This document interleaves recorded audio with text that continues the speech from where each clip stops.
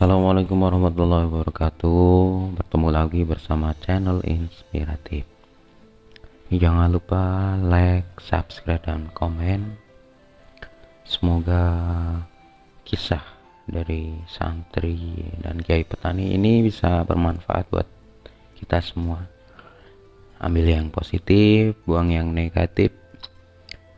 Kali ini kita melanjutkan ke bagian 12 dari cerita santri dan kiai petani. Langsung saja kita lanjutkan. Orang yang iri dengan capaian Anda, keberhasilan Anda, benda apa saja yang Anda punya, kekayaan Anda, kecerdasan Anda, penampilan dan status Anda. Tapi jarang ada orang iri dengan kebijaksanaan yang Anda miliki.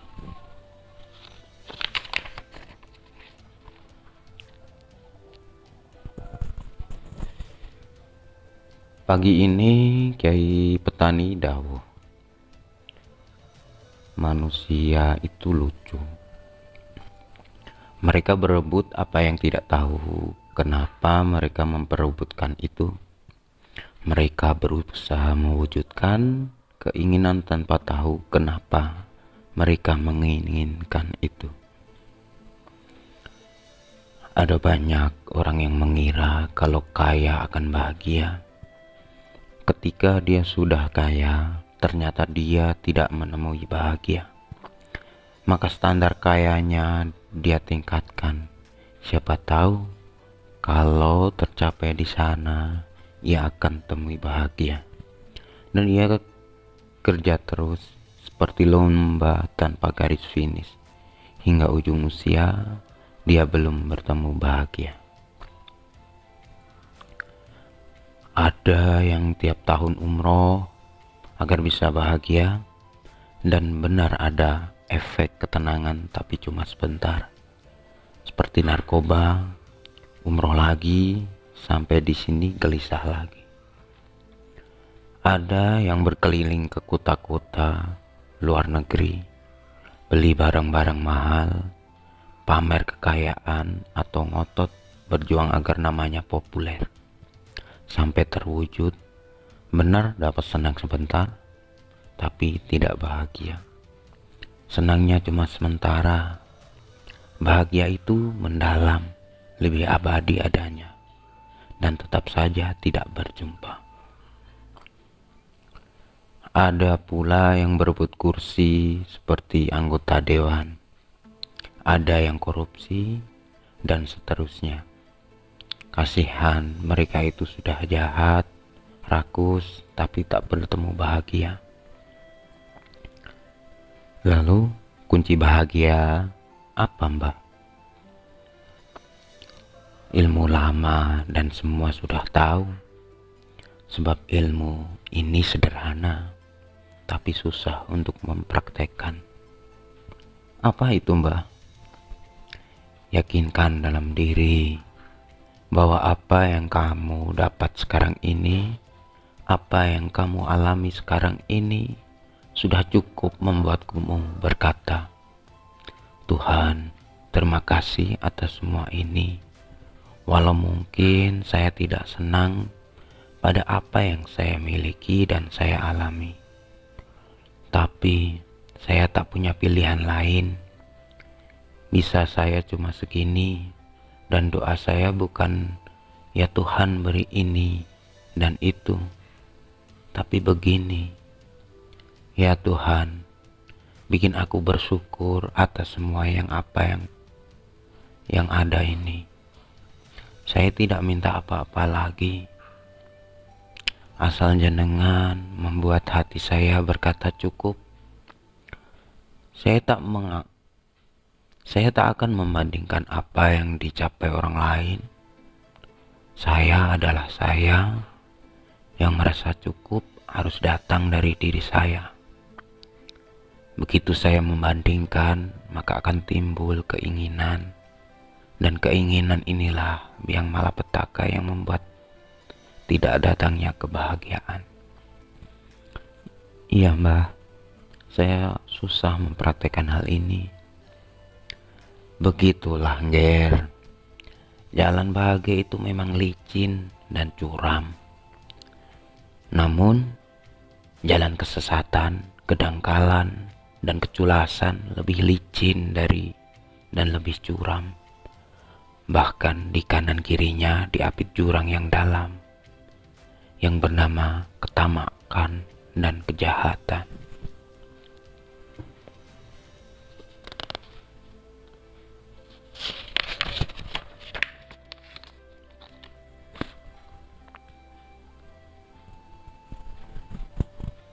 Lanjutan bagian ke-13.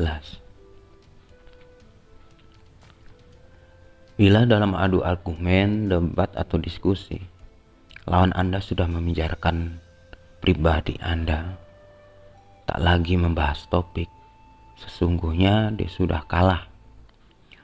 Upaya menutupi kekalahannya adalah dengan mencari-cari kelemahan Anda secara pribadi buat memuaskan dirinya bahwa ia menang.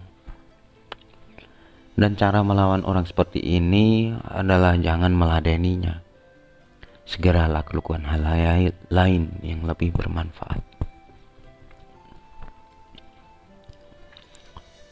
Sudah jadi kebiasaan yang lazim bagi Kiai Petani dan Mas Barep kalau Jumat sregep ke masjid bahkan sebelum azan tiba. Mereka selalu memilih salah satu pojok agak depan, membaca wirid tiada henti dan sholat sunnah. Ketika datang khotbah, mereka tenang, seperti tak bosan dan tak pula mengantuk. Berbeda dengan saya, Jumat selalu menjadi hari yang membosankan, melulu hanya dengan ceramah itu lagi. Tidak berubah dari zaman kuda gigit besi. Kalau agama tak menyuruh ini menjadi ibadah wajib, paling sudah aku tinggalkan.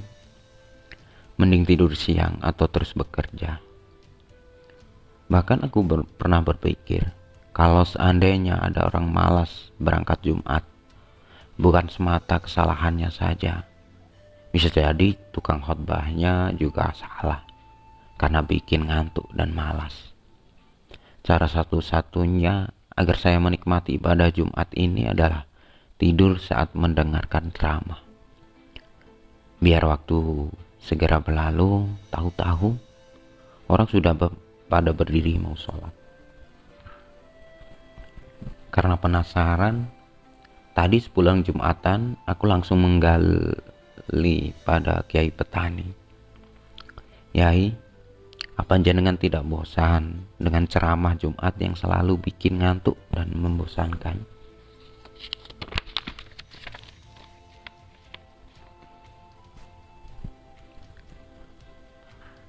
Bosan, sangat bosan malah. Lalu kenapa Mbak Yai sregep banget setiap Jumat tiba? Pertama, karena kebiasaan saja. Kedua, agar beda dengan hari lain. Ketiga, aku sudah tua, beda denganmu. Wajar anak muda bosan. Kalau kau kusuk, sejak sekarang malah aneh. Nikmati proses masa mudamu, Ger. Jangan langsung ke puncak. Ma'rifatnya nanti saja. Sekarang nyicil sedikit-sedikit saja. Hanya begitu Mbak alasannya. Iya, hanya begitu. Tidak ada yang lain. Sialan. Jawaban Mbak Yai bukan menjawab rasa penasaran, malah bikin tambah bertanya-tanya. Karena tidak puas, aku giliran bertanya pada Mas Barep. Kalau makanan di nasimu ada kotoran, apa kau membuang semua isi piringnya? Hanya itu jawaban Mas Barep. Sisanya aku sendiri yang meneruskan.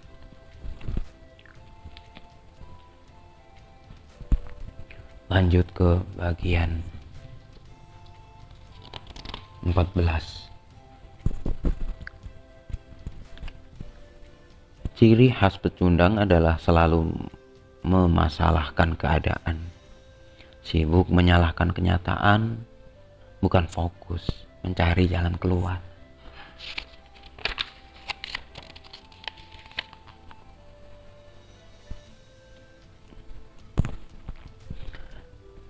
Mbah Yai petani tidak bertanya padaku walau aku menghilang beberapa hari dari rumahnya. Begitu pula Mas Bar. Karena mereka tidak bertanya, maka aku melapor. Begitulah hukum dunia. Terkadang kita ingin malah tak dapat. Ketika kita lepas, malah datang dengan sendirinya.